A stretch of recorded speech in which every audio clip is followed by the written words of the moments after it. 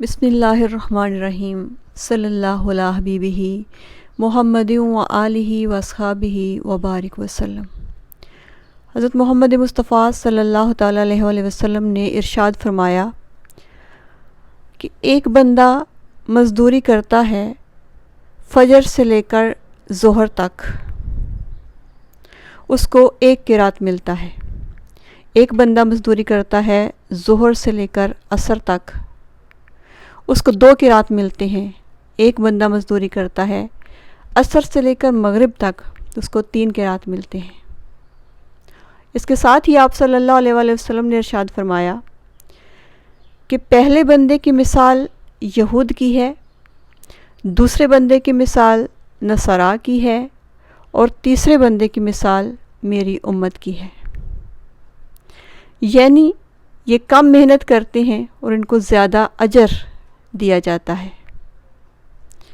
اللہ تعالیٰ نے امت محمدی پہ خاص اپنا فضل اور کرم فرمایا اور ان کو ان کی کم عبادت پہ زیادہ اجر دینے کا وعدہ فرمایا۔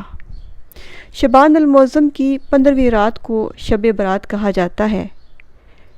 یہ انہی راتوں میں سے ایک ہے جو اللہ تعالیٰ نے خاص انعام کے طور پر امت محمدی کو عطا فرمائی صلی اللہ علیہ وسلم۔ برات کا مطلب نجات ہے، یعنی اس رات کی خصوصیت یہ ہے کہ اس رات میں اللہ تعالیٰ اپنے نیک بندوں کو اپنی خصوصی رحمت سے نوازتا ہے۔ اس رات ہر امر کا فیصلہ کیا جاتا ہے اور اللہ تعالیٰ مخلوق میں رزق تقسیم فرماتا ہے۔ پورے سال میں ان سے سرزد ہونے والے اعمال اور پیش آنے والے واقعات سے اپنے فرشتوں کو باخبر کرتا ہے۔ سیدنا ابو بکر صدیق رضی اللہ تعالیٰ عنہ سے روایت ہے کہ جناب رسول اللہ صلی اللہ علیہ وآلہ وسلم نے ارشاد فرمایا، اٹھو شعبان مہینہ کی 15ویں رات کو اس یقین کے ساتھ کہ یہ رات مبارک ہے۔ فرماتا ہے اللہ تعالیٰ اس رات کو کہ کوئی ایسا ہے جو بخشش چاہتا ہو اور میں اس کو بخش دوں، کوئی ہے جو تندرستی مانگے تو میں اس کو تندرستی دوں، اور کوئی ہے جو رزق مانگے اور اس کو میں رزق عطا فرما دوں۔ کہ چنانچہ صبح تک یہی ارشاد ہوتا رہتا ہے۔ حضرت علی رضی اللہ تعالیٰ عنہ سے روایت ہے کہ حضور اقدس صلی اللہ علیہ وآلہ وسلم نے ارشاد فرمایا کہ نصف شعبان کی رات اللہ تعالیٰ قریب ترین آسمان کی طرف نزول فرماتا ہے، اور مشرک، دل میں کینہ رکھنے والے اور رشتہ داروں کو سے منقطع تعلق کرنے والے اور بدکار لوگوں اور لگاتار شراب نوشی کرنے والوں کے سوا سب کو بخش دیتا ہے۔ سیدہ عائشہ صدیقہ رضی اللہ تعالیٰ عنہا سے جو روایات ہیں علماء اتنی دفعہ بیان کر چکے ہیں کہ ہم سب کو ازبر ہو چکی ہیں، اور سبھی علماء اور صلحاء کا اس بات پہ اتفاق ہے کہ رمضان المبارک کے بعد آقا کریم علیہ الصلوۃ والسلام شعبان میں روزہ رکھنے کو پسند فرمایا کرتے تھے۔ تو یہ ساری چیزیں مل کر ہمیں یہ بتاتی ہیں کہ شعبان المعظم میں عبادات کا کتنا ثواب ہے، اور خاص طور پہ 15 شعبان المعظم کی یہ جو مبارک رات آ رہی ہے۔ تو آپ سے آج مخاطب ہونے کا مقصد یہ ہے کہ یہ جو رات، یہ جو لمحے اللہ تعالیٰ نے اپنے پیارے حبیب صلی اللہ علیہ وآلہ وسلم کا صدقہ ان کی امت کو تحفہ کے طور پر عطا کیے ہیں، ان میں ہم جھگڑنے کے بجائے، آج عمل کا وقت ہے، لیکن ہم نے کیا کیا ہے کہ یہ جو انعامات ہم پہ کیے گئے ہم نے ان کو جھگڑا بنا لیا۔ کوئی کہہ رہا ہے کہ نہیں، کوئی خاص اہمیت نہیں رکھتی یہ رات، کوئی کچھ کہہ رہا ہے تو کوئی کچھ، لیکن آج آپ سے کہنا یہ ہے کہ آئیے اپنے سارے جھگڑے چھوڑ کر، ساری دنیاوی کاموں کو چھوڑ کر آج کی اس بابرکت رات میں اپنے رب کو منا لیں، اپنے گناہوں سے توبہ کر لیں، استغفار کر لیں۔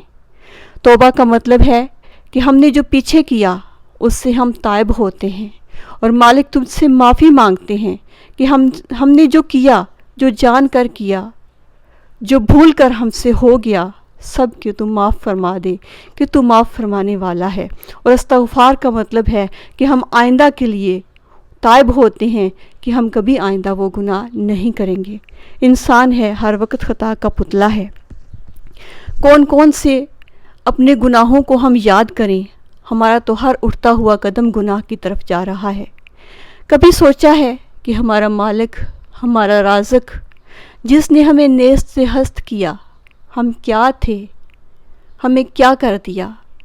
وہ ہماری لغزشوں سے، ہمارے گناہوں سے کتنا ناراض ہوتا ہوگا؟ کبھی ہم نے سوچا؟ ہم دن رات دنیاوی حصول میں لگے ہوئے ہیں، کبھی اپنے رب کو منانے کی کوشش ہی نہیں کی۔ یہ راتیں جب آتی ہیں تو ایک پیغام ہوتا ہے اپنے رب کی طرف سے رحمت کا، کہ اس کا رحمت کا دروازہ ہر وقت کھلا ہے۔ تو آئیے آج سارے کام چھوڑ چھاڑ کر یہ عہد کرتے ہیں کہ آج کی رات ہم اپنے رب کے حضور استغفار کریں گے، ہم توبہ کریں گے، ہم اپنے گناہوں سے استغفار کریں گے، ہم تائب ہوں گے، اور اللہ تعالیٰ کے حضور اسی نبی رحمت کا وسیلہ پیش کرتے ہوئے جن کا صدقہ اللہ تعالیٰ نے ہم پہ اپنا کرم کیا، ہمیں ان راتوں سے نوازا جن میں ہم کم اعمال کر کے زیادہ اجر و ثواب حاصل کر سکتے ہیں، انہی کا وسیلہ اللہ تعالیٰ ہمیں معاف فرما دے، ہمیں بخش دے، اور ہمیں سیدھی راہ پہ چلنے کی توفیق عطا فرمائے، اور ہم سے راضی ہو جائے۔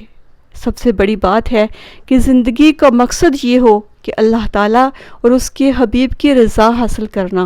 تو یہ ایک ایسی ہی رات آ رہی ہے جس میں آپ سے گزارش کرنا ہے کہ خدا را جھگڑوں کو چھوڑ کر، اس کی فضیلت کو کم کرنے پہ جو تلے ہوئے ہیں، ان چیزوں کو چھوڑ کر اس رات میں کچھ فوائد حاصل کر لیں، اپنے رب کے حضور حاضر ہو کر توبہ کر لیں، استغفار کر لیں، جو ہم بھولے ہوئے ہیں انہیں کو یاد کر لیں۔ تو اس میں کچھ بہت سارے آپ لوگ اعمال سن رہے ہوں گے، ادھر ادھر سے بہت ساری نمازوں کا ذکر بھی آ رہا ہے۔ تو ایک چھوٹی سی چند جو وظائف ہیں میں آپ سے عرض کروں گی، جس میں زیادہ ٹائم بھی نہیں لگے گا، اور اللہ کریم اپنے فضل و کرم سے زیادہ عطا کریں گے۔ اس میں سب سے پہلے تو ہے یہ کوشش کرنی چاہیے کہ سورہ یاسین 3 بار پڑھ لیں، بہت آسان عمل ہے۔ اس کے بعد سورہ دخان کا ورد بھی 3 بار کیا جانا چاہیے، اور اگر سورہ دخان پوری 3 بار نہیں پڑھ سکتے تو علماء کا یہ کہنا ہے کہ پہلی 8 آیات کم از کم 30 بار پڑھ لیں۔ اس کے بعد استغفار کی تسبیح ضرور کریں کہ یہ استغفار کی رات ہے، اپنے گناہوں سے تائب ہونے کی اور آئندہ سے استغفار کرنے کی رات ہے۔ ایک تسبیح استغفار کی ضرور پڑھیں، استغفر اللہ الذی لا الہ الا هو الحی القیوم واتوب الیہ، یا پھر استغفر اللہ ربی من کل ذنب واتوب الیہ، کوئی بھی تسبیح آپ پڑھ سکتے ہیں۔ اس کے بعد دعائے یونس کی ایک تسبیح اس رات میں بہت اہمیت رکھتی ہے، بسم اللہ الرحمن الرحیم، لا الہ الا انت سبحانک انی کنت من الظالمین۔ سورہ یونس میں یہ دعا جو حضرت یونس علیہ السلام سے منقول ہے، اس کی بہت فضیلت ہے، یہ بھی استغفار کے لیے بھی بہت اہم ہے۔ ایک تسبیح یہ پڑھیں، اور اگر توفیق ہو تو زیادہ سے زیادہ پڑھیں۔ اس کے بعد درود شریف کی ایک تسبیح تو ضرور کریں، اگر آپ کو اللہ توفیق دے، آقا کریم علیہ السلام اپنے حضور قبول فرمائیں، جتنی آپ کو توفیق ہو وہ ضرور پڑھیں۔ یہ تو اور کلمہ شریف کی ایک تسبیح کا ضرور ورد ہونا چاہیے۔ اس کے بعد جو سب سے زیادہ نوافل کا ذکر آیا ہے وہ ہیں 4 نوافل، جس میں 50 بار سورہ اخلاص پڑھی جاتی ہے۔ یہ 4 عبادات ہیں، اس کے سوا بھی آپ جو پڑھنا چاہیں پڑھیں، اللہ کو توفیق دے۔ اور ایک اور چیز آج کی رات میں جو قابل ذکر ہے وہ ہے دعا۔ اپنے رب سے جو چاہیں مانگ لیں پوری رازداری کے ساتھ کہ وہ ہے ستار العیوب، وہ ہے غفار الذنوب، جو دے گا کبھی دے کر نہیں پچھتائے گا، کبھی دے کر نہیں جتلائے گا۔ دعاؤں میں یاد رکھیں، اپنے لیے دعائیں کریں، اپنے سب جاننے والوں کے لیے جن کو دعا کی ضرورت ہے ان کو دعاؤں میں ضرور یاد رکھیے گا، مجھے بھی دعا میں یاد رکھیے گا۔ اللہ آپ کا حامی و ناصر ہو۔ اللہ حافظ۔